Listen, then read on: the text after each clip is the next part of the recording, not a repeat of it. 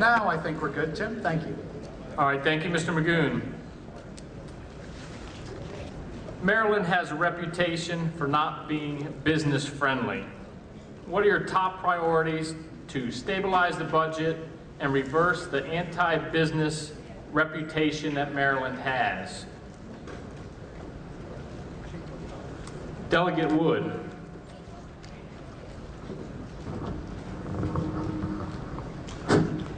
Well, good afternoon, and thank everybody for coming out tonight. This is something that I think is very, very much needed.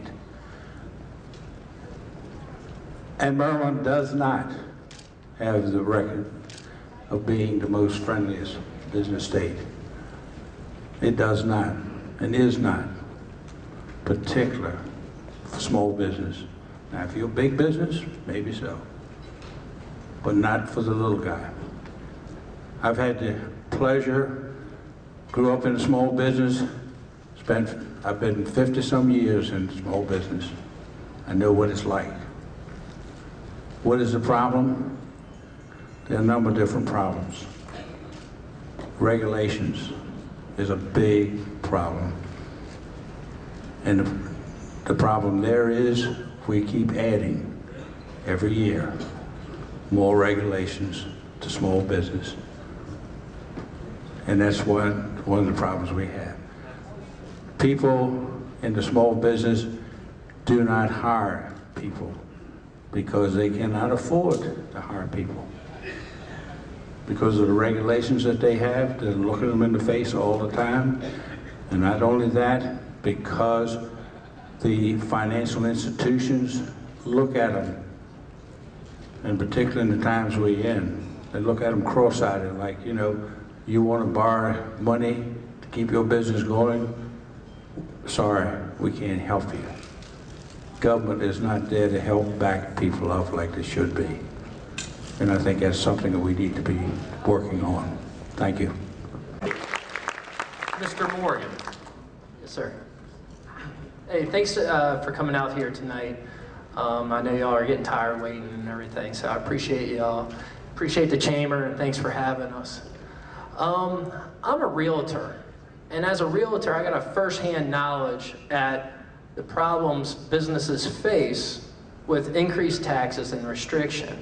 And first, what we have to get government to realize is government doesn't create jobs, private businesses do. And this is why we have to change leadership. We have to change the leadership in Annapolis. Their major piece of legislation that came out of Annapolis this year was a $5,000 job credit. Governor O'Malley was taking a round of applause for that, and how it created, I think it was 142 jobs in the first 4 months. 142 jobs, there's 211,000 people out of work. 211,000 people, we depend on this job credit program. It'd take 142 years to put people back to where we were in 2007. Maryland ranks 45th in business friendliness. Business friendliness is measured in taxation and restriction. And we have, until we improve on that, that means there's 44 other better places to have a business than in Maryland. That is just unacceptable. We can do better than that.